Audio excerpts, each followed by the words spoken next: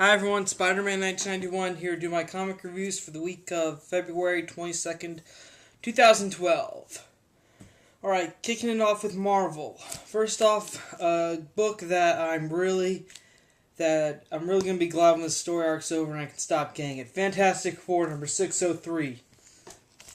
Okay, picking off from where we were last issue, the beings known as the Celestials have arrived, and right when they arrive, the Kree immediately bail. They pretty much go, one of the soldiers contacts the Supreme Intelligence, and he says, and the Supreme Intelligence is like, okay, let's get out of here. Then the Inhumans find out the Kree are leaving, so they leave to go after the Kree. So now then Galactus fights the Celestials, but he's only able to kill one of them. And right when that happens, Valerie and the rest of the kids of the Future Foundation contact the adults and tell them that they found what the evil alternate versions of Reed Richards were building, and it turns out it's this weapon that can fight the Celestials known as Soul's Anvil. So the adults meet up with the kids, they activate Soul's Anvil right after the Celestials combine their forms, and they go after, and they pretty much go, and they fire the weapon at the Celestials, but they're only able to kill one of them. There's still three others that are getting ready to powered up. In fact, wait, I said Galactus took out one. Well, he really just knocked out one. The Future Foundation actually killed the one that Galactus weakened and separated the three. There's four to begin with, but now there's down to three. And right when they're getting ready to recharge the weapon and use it again, the Celestials attack, and right when Sue Storm's trying to keep up an invisible force field, the issue ends with future versions of Valerie and Franklin Richards appearing. So yeah, the whole thing about the Kree and the Inhumans fighting, which would nearly devastate the planet, has now immediately shifted towards the Celestials arriving. And now future versions of Valerie and Franklin Richards have appeared. If you ask me, this story's getting a little out of hand. I mean, the main focus of who they're supposed to be fighting keeps switching issue and issue. I mean, apparently this is going to end in issue 4. This story arc is going to end next issue, which I will be glad, because then I can stop buying this book.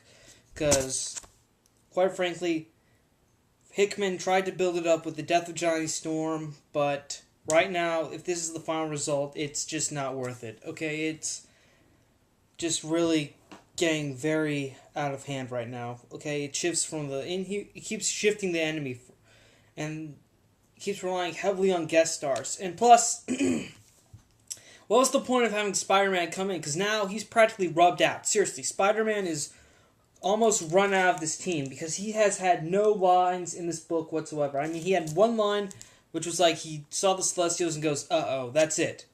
Right? Everyone else is just talking, but Spidey does not have any lines, so, it's just really lame. It's, ever since Johnny came back, this has been really, really lame. Okay, next up, Avengers Academy number 26.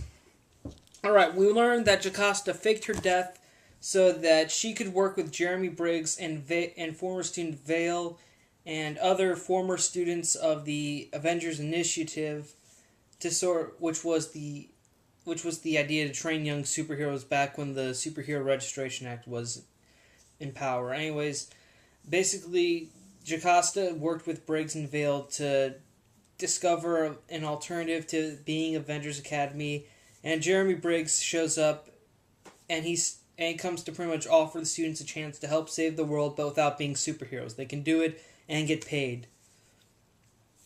And then Hank Pym gives a big speech about how even though some people might see the Avengers as an outdated concept, it really isn't, and that if not for the Avengers, he probably wouldn't be here today. He would probably still be struggling with his issues of depression and stuff, but but being an Avenger really helped Hank Pym through all this, and in the end, though, they encourage all the students of Avengers Academy to make their own choices and decide where they want to go. And some students actually do decide to go with Jeremy Briggs, but some of them do have legitimate reasons, such as they need the money and stuff.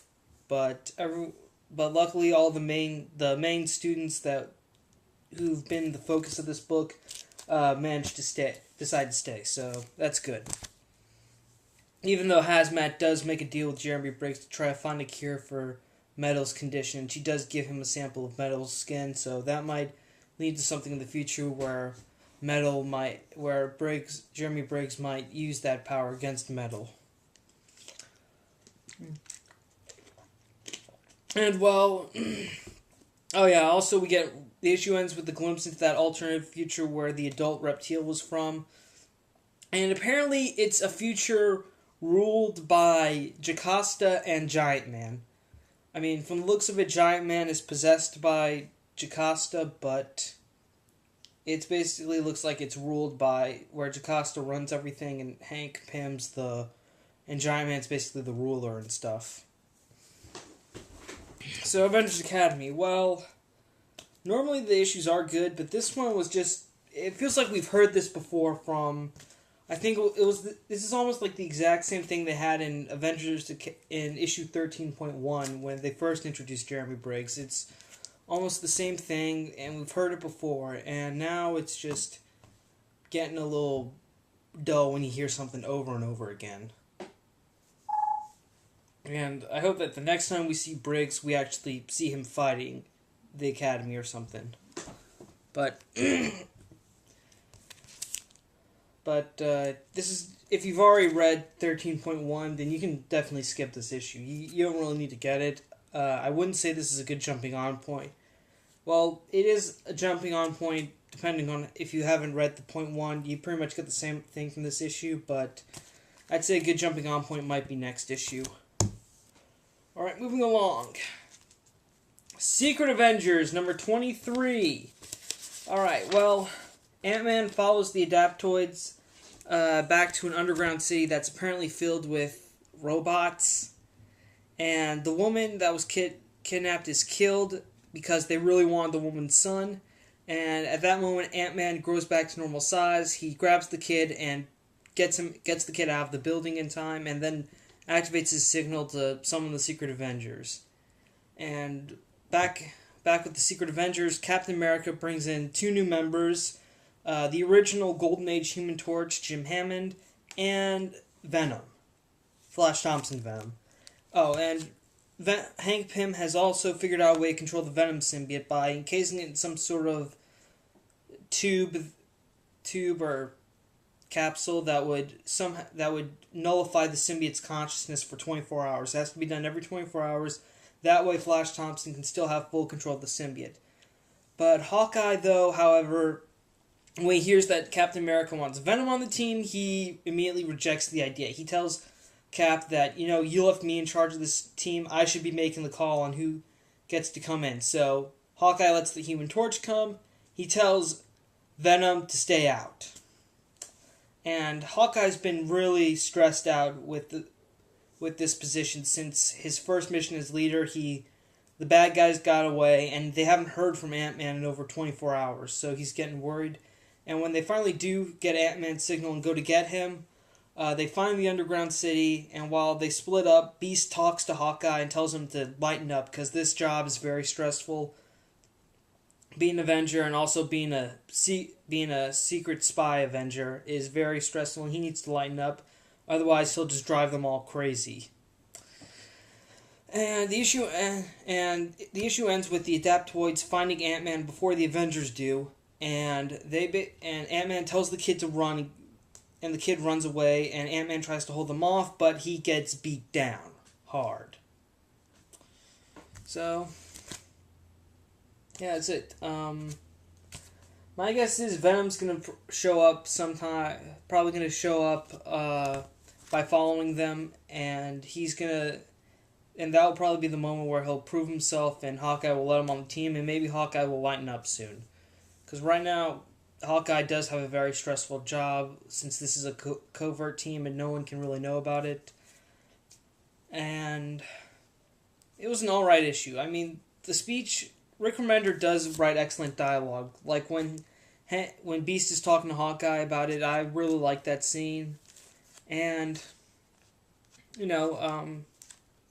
it's not very it doesn't have a lot of action, but it does kind of show that Hawkeye, even though Captain America isn't the actual team leader, he's still trying to contribute to the team.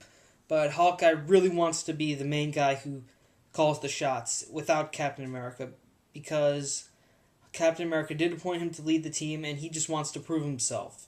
Without Cap, sort of helping him along the way, recruiting new members without him, Hawkeye wants to be the guy in charge. So I think by the time this story arc concludes, Venom will probably show up at some point, and he'll prove himself to Hawkeye that he can be on the team without going all Venom-y. Yeah, that's not the right word. I'll stick with it. And I think I think Hawkeye will lighten up, and and Captain America will probably lay off a bit and tell him that, you know what, Clint, you're in charge. I should let you call the shots. And that's probably how the first story arc will end.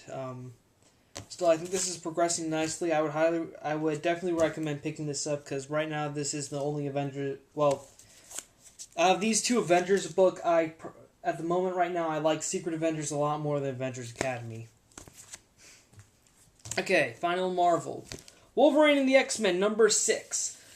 Okay, Wolverine and Kid Omega, aka Quentin Quire, go to an alien casino to win money to help fund the Jean Grey School, and they clean out. They're able to win a ton of money, or enough so that Logan keep the school running.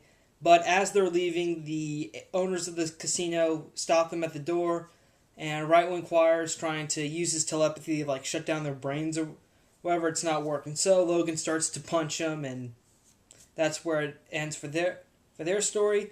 Back at the school, Beast, Iceman, and some of the students are still fighting the micro-brute that are inside Kitty Pryde, and they're pretty much fighting them, but unfortunately, during the fight, Kid Gladiator gets infected, and he starts turning into one of the Brood. But outside of Kitty, the big gray alien from last issue arrives at the school. They are able to... Krakoa, where the school is built on, is able to take out all of the Brood that are attacking the school. But it's revealed that apparently that the huge gray alien did send the micro Brood to attack Kitty, apparently his main target was Brew.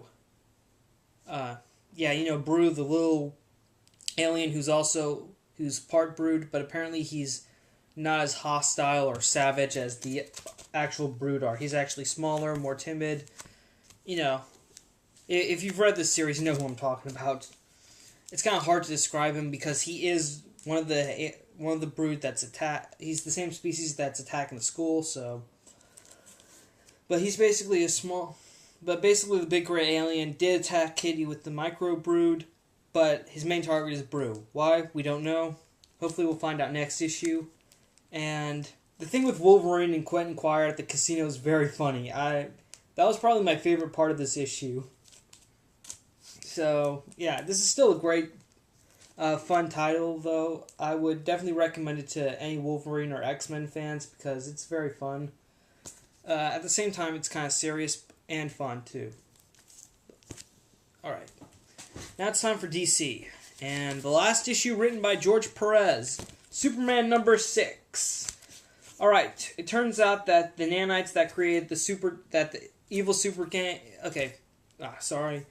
Alright, the evil Superman is actually created by the nanites that were the three monsters that were attacking Metropolis since issue 1. And apparently we learned that the nanites came from one of the bottled cities in Brainiac's ship, which took place in the current story arc in Action Comics. And somehow after Brainiac shrunk the city and destroyed it, some of the nanites escaped and they latched onto the suit that would become Superman's armor. And eventually, and it's 5 years later, and then they started to activate around issue 1, and they took form. Then they took over Superman, threw him in space, and then took on his form to sort of, cleanse the planet and try to maintain order. But Supergirl shows up and she thinks it's Superman, so she tries to fight him, but the Superman doppelganger is easily able to fight her. But when Lois Lane calls Clark Kent's cell phone, Clark's phone is hooked up to his costume. She's able to sort of break the psychic connection between the doppelganger and sort of access the psychic connection between the doppelganger and Superman, and that gets Superman back into action. He flies to Metropolis, fights the doppelganger. Then at that moment, when people see the real Superman back, along with the doppelganger, they go, okay, yeah, Superman was framed. He wasn't really causing all that chaos after all. And then Superman takes the doppelganger up north.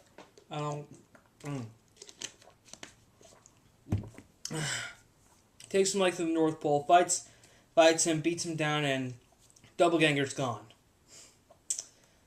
And that's pretty much the gist of what happened. So this entire story was just a tie-in to Action Comics. Story going on in Action Comics. So basically, if for some reason you have been reading it, this story was basically to build hype around it, I think. Still, there is a lot of... I've pretty much noticed this from issue 1, but there is a lot of dialogue in this, a lot of monologue stuff. There's just a lot to read in this book. I'm kind of glad that this is the last issue written by George Perez, because he's a great artist, but not too great a writer. That's my impression of him as a writer from this series so far, but I love his artwork. Don't get me wrong, George Perez is one of my favorite artists. As a writer, not so much. So, it's good that next issue we're going to have a new team on there, which is great. Still, if you haven't read this story arc, don't worry, you can skip it, because it wasn't that great. And wait until next issue if you want to give the Superman series a try. Alright, now it's time for another one. Flash, number 6. Captain Cold is back, and this time he no longer needs his cold guns, because somehow he gained the ability to have ice powers, which we don't know about.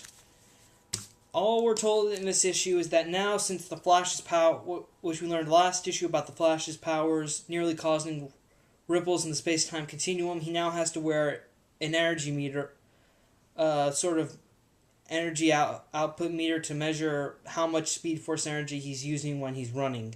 And if it goes higher than 80%, then that will start pulling stuff out of the time stream and from one point of the time stream to another. And we don't want to avoid that, because otherwise it will eventually cause a huge hole and destroy the space-time continuum.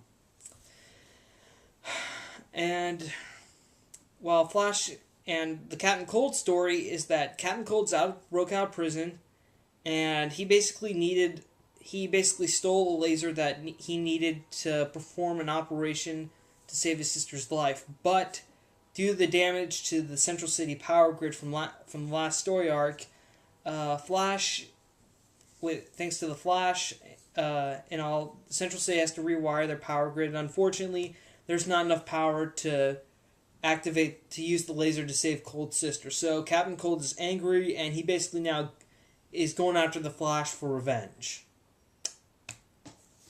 Yep. That's all that happens. Like the stuff about how Flash now has to wear an energy meter to, measure his power output so he doesn't nearly destroy space and time.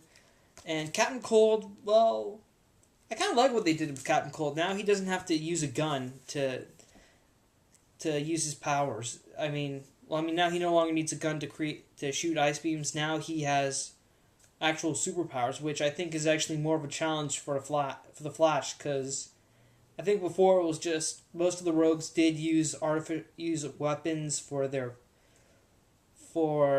attacks and stuff, but Flash, but I think now that Captain Cold actually has a superpower, it serves more of a challenge for the Flash in order to defeat Cold. Also I'm glad that we have a classic Flash villain back in this series, which is great. This issue is mostly for setup. This is a good jumping on point for new readers if you haven't checked out the Flash yet. I would say this is your jumping on point. Still, I want to keep reading this because I want to know how Captain Cold now can shoot, now has ice powers instead of a cold gun. I mean, how did that happen? That's something I'm curious about, and I hope will be revealed as this story arc continues. And also for Captain Cold's sister and the laser not being powered, apparently also when Flash got the meter installed on his costume, the scientist who helped him also developed some sort of new treadmill so that they could somehow store the energy in battery form. So I think that might be the way Captain Cold will get to be able to power the laser and save his sister's life.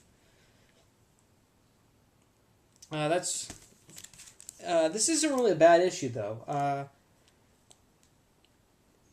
Flash is actually this is actually a very good story when you think about it, because I mean, Captain Cold's back, his motives are different, he has new powers. I can't wait to see how Flash is going to do that, how Flash is going to defeat him. Okay, moving right along. Teen Titans number 6.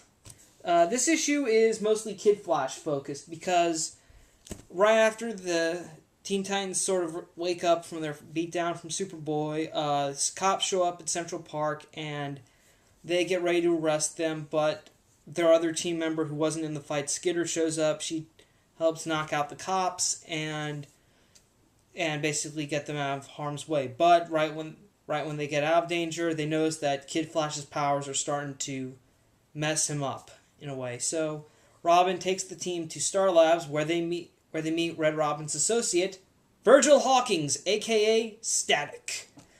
And Virgil basically runs some tests on Kid Flash, and it turns out that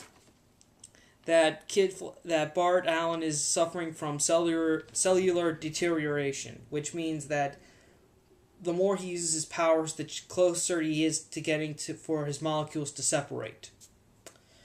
So Virgil figures out a way to help realign Kid Flash's molecules by creating a new costume for him, and it looks very better than the one he's currently wearing. And basically now Kid Flash has a new costume, and it's gonna help him make sure that he can control his powers and make sure that his molecules don't separate. Meanwhile, when the team arrives at Star Labs, while Solstice and Red Robin are with Virgil and Kid Flash, the rest of the team is dealing with a supervillain on the front cover called Grimm. Basically, Grimm briefly takes control of Skitter's mind, has her break him out of prison, and he tries to take control of Wonder Girl's mind, but then he gets knocked out in one hit by Bunker. So, yeah, this dude not much of a challenge. If you are a Bart Allen fan, I would recommend picking this up because this issue does focus on him. And also, we do get more hints about Bart being from the future, because it's revealed that the detective who was at Central Park right when Skitter attacked them is from the future, because she's back at the police station speaking in Interlac, which is the language of the 31st century in the DC universe, and she's basically reviewing a file on her computer, and it's basically like a future some sort of profile of Bart Allen. So that's interesting, and she mentions that apparently he wasn't supposed to arrive yet, and how did he get a new identity and stuff. So that sounds very interesting. And then after Bart gets his new costume, the issue ends with Red Robin saying they'll go back to his penthouse to recuperate. Then they'll get ready to take the fight to Project Nowhere, and that's where the issue ends. This isn't really a bad issue, because if you are a Bart Allen fan, I would definitely recommend you pick this up just to get a new idea about his status quo in the new universe. Well, not really status quo, just we find out a bit more about his powers, because apparently they're underdeveloped. And I think that was and this really isn't the first time Bart has had problems with his powers, because when he first appeared in the old DC universe, he appeared with Iris West, and Iris told Wally that Bart was suffering from rapid aging disease, that his aging was accelerated, but then Wally took him into the Speed Force, and that cured Bart, and he was able to age normally. So yeah. Now for the final comic, a very new favorite of mine, Aquaman number 6. However, Aquaman does not appear in this. Only appears at the end of this issue. This issue's prime focuses on his wife, Mera.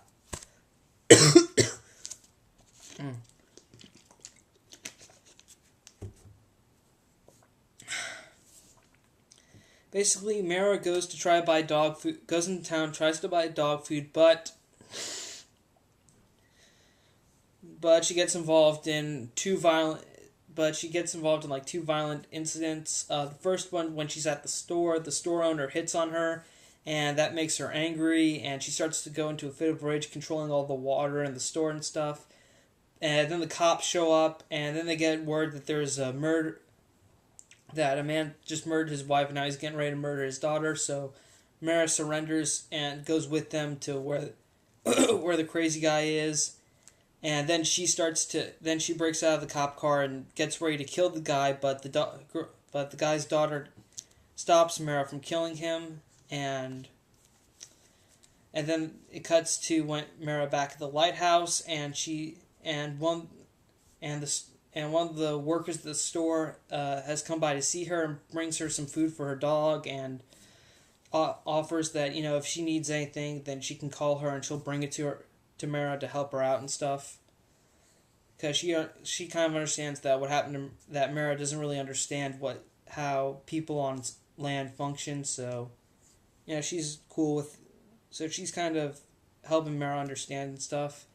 And then the issue ends with Aquaman getting dressed, and he tells Mera that they're going to go figure out who really sank Atlantis. So that's it. This is a nice one-shot from Mera, from the character Mera. I mean, if you're a little curious about who Aquaman's wife is, I think this is a good sort of one-shot that I won't say it describes all of her, but it does kind of give her some backstory, because apparently we learned in Brightest Day that she was sent from her original dimension to kill Aquaman, but she fell in love with him and couldn't do it. So we do get to see some of that and some flashbacks of her life where she is training to kill Aquaman, but then she goes back and tells her father that she can do it, and a fight ensures. So it's not really bad one-shot for Mera. I mean, if you've been curious about the character, then I would recommend reading it, because it's not that bad. Although next issue, though, we will get back into the main story arc where Aquaman's going to find out who really sank Atlantis and why. Alright, well, that's it. Quick recap. Aquaman number 6, one shot of Mera. If you are curious about the character, I bet you'll really enjoy this. Teen Titans number 6. The focus is on Kid Flash. If you're a fan of him, I would recommend it. If not, well, you can skip it if you want. Flash number 6. Captain Cold is back and more powerful. Nice setup. This is a good jumping on point for new Flash readers. I would highly recommend it. Well, not highly, but I would recommend it. Superman number 6. George Perez finishes his run on this series, finally. I would recommend next issue to jump on in, and other than that, though, don't pick up this story because it was really dull. Wolverine and the X-Men number 4. Wolverine and Quentin Quire try to scam a casino, but unfortunately, they get caught. They almost get caught. So, and also, Big Alien is getting ready to kill Brew. Oh, crap. Sorry. Secret Avengers number 23. Venom and Human Torch are recommended to join the team, but only Human Torch makes the cut, and Hawkeye's stressed out as the leader. Pick it up if you've been enjoying this. Avengers Academy number 26. Same thing we heard from 13.1. If you have read that issue, I would say pass on this. And Fantastic Four number 603. Cannot wait for this to end. Seriously, do not, because this story is getting out of hand and it's getting boring. Okay, so that's that's it for my comic reviews this week. Spider-Man 1991 saying, see you later.